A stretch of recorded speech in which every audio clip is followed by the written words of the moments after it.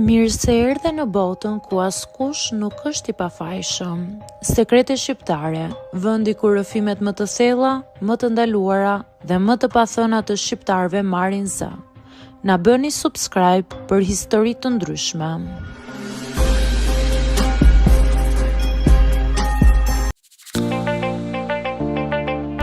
Jam 45 vjeçe dhe jetoj në fshat që kur kam lindur.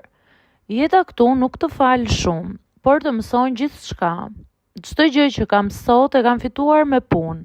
Nuk më është dhënë asgjë falas. Zgjohem çdo ditë herët para se dielli të dalë mirë. Kujdesem për bagëtim, pastaj dal në tokë. Kam mësuar të bëj gjithçka vetë, të mbjell, të korr, të mbledh, të mbaj shtëpinë. Nuk kam pasur luksin të mbështetem tek dikush.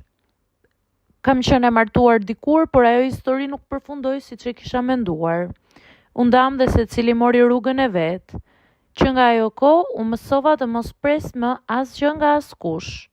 Thosha me vete, sa të kem shëndetin dhe duart e mia, mjafton. Por e vërteta është që lodhja nuk është vetëm në trup, është edhe në shpirt. Dhe kjo lodhje nuk largohet lehtë.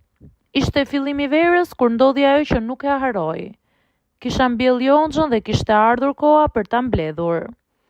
Është një nga ato punë që kërkon shumë fuqi dhe durim. Atë ditë isha vetëm. Të gjithë kishin punët e tyre dhe nuk kisha këtë thërisja për ndihmë. Mendova se doja dilja vetë si gjithmonë, por dielli ishte i fortë.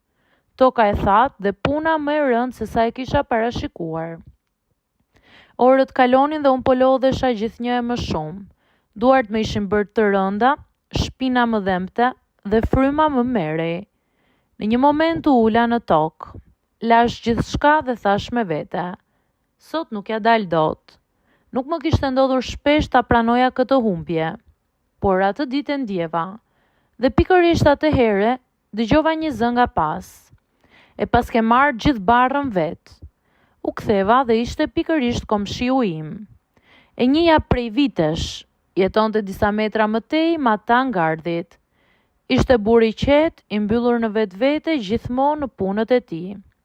Nuk kishim pasur ndonjëherë një bisedë të gjatë, vetëm për shëndetje të shkurtra.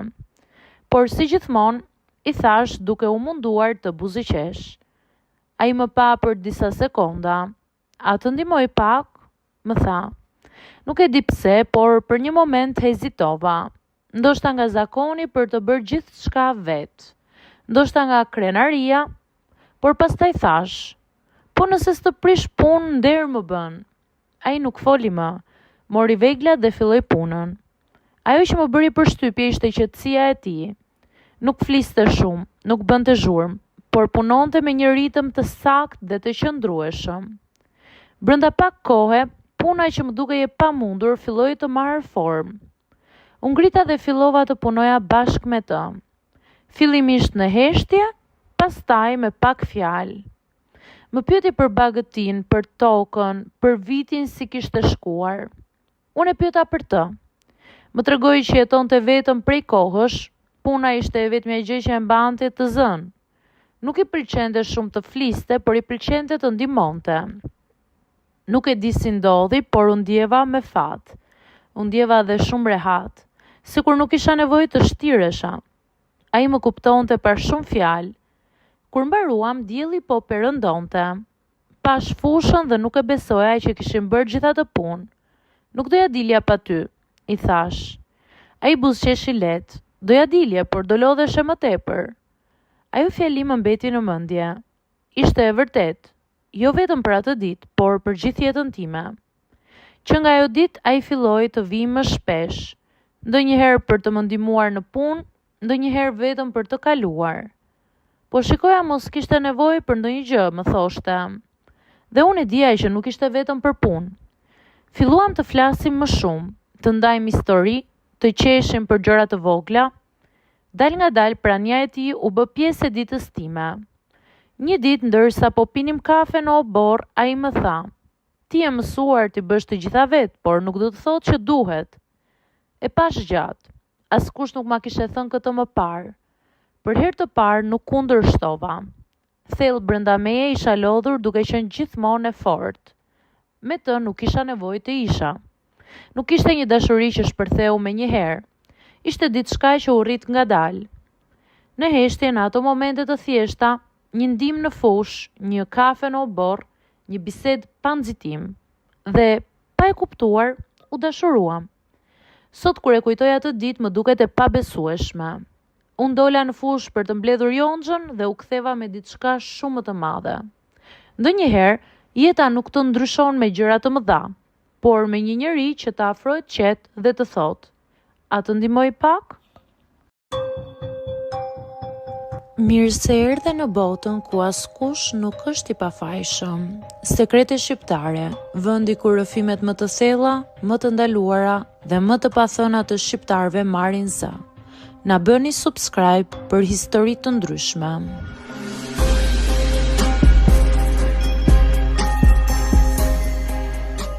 Jam 45 vjeçe dhe jetoj në fshat që kur kam lindur. Jeta këtu nuk të falë shumë, por të mëson gjithçka. Çdo gjë që kam sot e kam fituar me punë. Nuk më është dhënë asgjë falas. Zgjohem çdo ditë herët para se dielli të dalë mirë. Kujdesem për bagëtim, pastaj dal në tokë.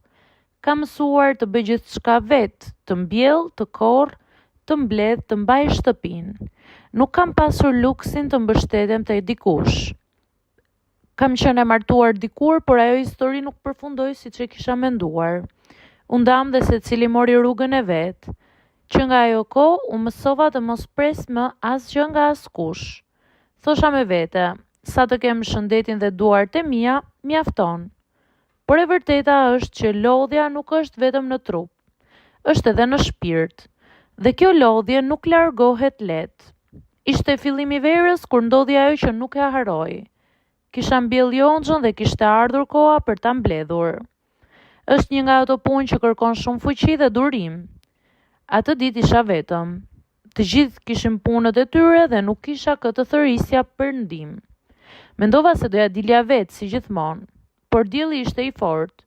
Toka e thatë dhe puna më e rëndë se sa e kisha parashikuar. Orët kalonin dhe unë po lodhesha gjithnjë e më shumë. Duart më ishin bërë të rënda, shpina më dhëmte dhe fryma më merrej. Në një moment u ula në tokë. Lash gjithçka dhe thash me vete: sot nuk ja dal dot. Nuk më kishte ndodhur shpesh ta pranoja këtë humbje, por atë ditë e ndjeva. Dhe pikërisht atë here dëgjova një zë nga pas. E pas ke marrë gjithë barrën vet. U ktheva dhe ishte pikërisht komshiu im. E njëja prej vitesh,